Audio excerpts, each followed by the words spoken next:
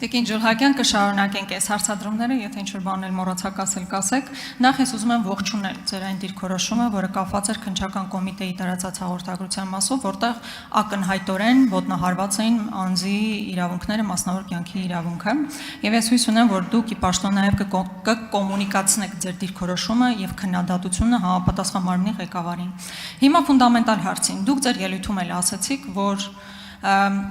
Պարլամենտի եւ նաեւ ձեր պրոֆիլային հանձնաժողովի անկյունակարային հարցը լինելու է սահմանադրության հարցը։ Ես ուզում եմ շատ հստակ ասեք, արդյոք այդ նոր տեքստի մեջ, որը հայ ժողովուրդը չի տեսել, անկախության հռչակագրին հղումը հանված է, թե ոչ։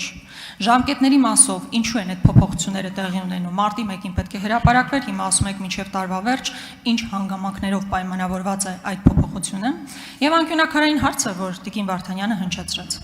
Գիտեք, երբ որ դուք ասում եք մենք կգանք, ձեզ կհամոզենք, կփորձենք խոսել եւ այլն, միգուցե այդ դաշտը բաց լինի, օրինակ հարկային օրենսգրքի շուրջ քննարկումների ժամանակ, սոցիալական ինչ-որ ծրագրերի շուրջ քննարկումների ժամանակ, բայց սա կարմիր գիծ հանդիսացող քննարկումներ են։ Հայաստան դաշինքը, որին քվեարկել է մոտ 150,000 Հայաստանի Հանրապետության քաղաքացի, չի լիազորել, որ մենք գանք եւ կողմ քվեարկենք մեր դիրքորոշումը գիտեք, Ալիևյան սահմանադրությանը։ Դրան կարող եք չանդրադառնալ, ուղղակի դիրքորոշումն եմ ասում։ Հետևաբար իսկապես ես չեմ հասկանում, ինչ տրամաբանությամբ եք ակնկալում, որ 2/3 չունենալու բերումով դուք կարող եք այդ հարցը դնել հանրաքվեի։ Ժողովուրդը պետք է կողմ կամ դեմ քվեարկի։ Այո, բայց մինչև դա սահմանադրությունը մեկ ճանապարհ է նախատեսում, որ Հայաստանի Հանրապետության ազգային ժողովը պետք է հաստատի նախագիծը եւ այնուհետեւ այն պետք է դրվի քվեարկության։ Հիմա ժողովրդի այն հատվածը, որին մենք ենք ներկայացնում, դեմ է դրան եւ մեզանից որևէ մեկը չի պատրաստվում դրան կողմ քվեարկել։ Կրկնում եմ, սա թեթև հարց չի, սա ֆունդամենտալ հարց է։ Ուզում եմ հասկանալ ոնց եք պատկերացնում ճանապարհը։ Շնորհակալություն Տիկին Գրիգորյան հարցերի համար, արդյոք հանվել է սահմանադրության տեքստից անկախության հռչակագրին հղումը։ Որևէ բան սահմանադրության տեքստից չի հանվել, որովհետև մենք գրում ենք նոր սահմանադրություն։ Ոչ թե մենք վերցրել ենք սահմանադրությունը եւ մեջից ինչ որ բաներ ենք ջնջել, ինչ որ բաներ ավելացրել, այլ վերցրել ենք դատարկ թուղթ եւ վրան սկսել ենք գրել նոր սահմանադրության տեքստ։ Արդյոք այն նախաբանը, որը ենթադրվում է, որ պետք է լինի նախագծում, իր մեջ պարունակում է հղում անկախության հռչակագրին, ոչ եւ չպետք է պարունակեր։ Եվ այդտեղ Ալիևը որևէ կապ չունի, որքան էլ որ դուք խոսեք այդ մասին եւ որքան էլ այդ հարցը շահարկեք։ Մենք այստեղ ժամանակը չի բավականացնի դրա շուրջ ունենալ հայեցակարգային քննարկումներ, թե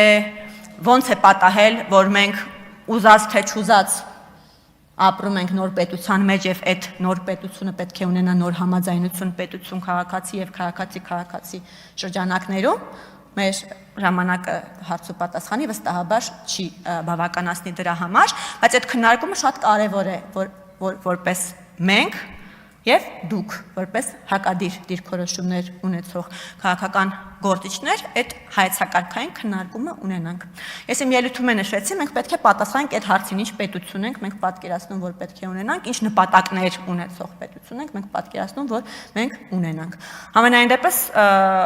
պետք է կարևորը այն է, որ յուրաքանչյուրս պետք է առաջնորդվենք մեր պետականության ամրապնդման եւ մեր ժողովրդի, մեր պետության տարածքում հարատևության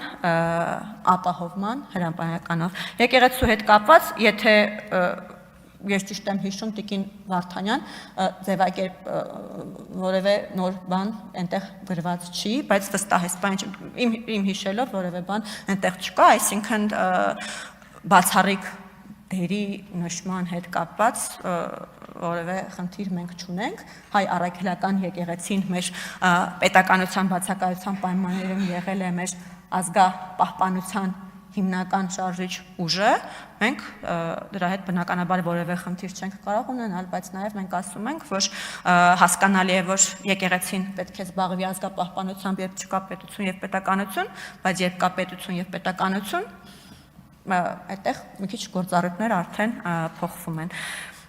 Ինչ ճանապարհով եմ պատկերացնում, թե ոնց ենք ձեզ համոզելու կամ դուք ինձ համոզելու։ Ես նորից Տիկին Վարդանյանի հարցին էի պատասխան, պետք է քննարկենք Տիկին Գրիգորյան։ Իրոք կարող է իրար կարողանում ենք համոզել, կամ մենք ձեզ կամ դուք մեզ, բայց նաև այլ հարց է պետք է քննարկենք, եթե ժողովուրդը ուզում է ունենալ նոր սահմանադրություն, ապա արդյոք կարող են падգամավորները դրան ընդդիմանալ։ Բայց սա տեսական քննարկում է, այսինքն այս բանը սա դες չեմ ներկայացնում որպես ճանապարհային քարտեզ կամ որպես նպատակ։ Արձագանք։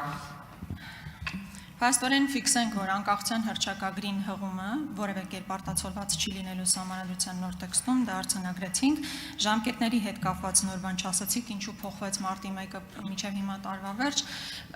Սահմանադրության մասին մեր կարծիքները բնականաբար տարբեր են,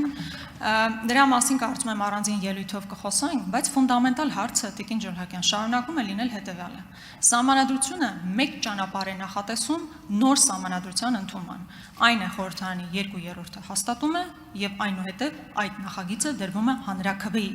Դա, այսինքն առաջին քայլ, երկրորդ քայլ, ոչ թե ժողովրդը պայմանական ինչ որ մարդիկ ասում են եկեք նոր սահմանադրություն ընդունենք եւ հետո այդ հարցը գալիս է ազգային ժողով։ Ազգային ժողովը նախագիծը հաստատում է եւ գնում է։ Հիմա իմ ասածը շատ տրամաբանական է։ Այստեղ նստած մարդիկ ասում են մենք կողմ չենք քվեարկելու։ Ոչ թե նախ որովհետև այո, ապագայի մասին մեր պատկերացումները, պետության մասին մեր պատկերացումները հարուցումն աստիճան տարբերվող են եւ չեն կարող հատվել որևէ կետում, բայց մենք լիազորված չենք կողմ քվեարկել այն սահմանադրությանը, որ մենք կարծում ենք Ալիևնա պատկերել վստահենք, որ այդպես է։ Ո՞նց եք տեսնում իրավական ճանապարհը։ Ես նորից ձեզ Տիկին Գրիգորյան պատասխանել ձեր հարցին, բայց փորձում եք անընդհատ նոր բաներ ինձ կորզել, նոր բան չեմ ասելու։ Նույնց ասեցի, քննարկումների միջոցով։ Սահմանադրության ձևակերպումները ես բնականաբար գիտեմ։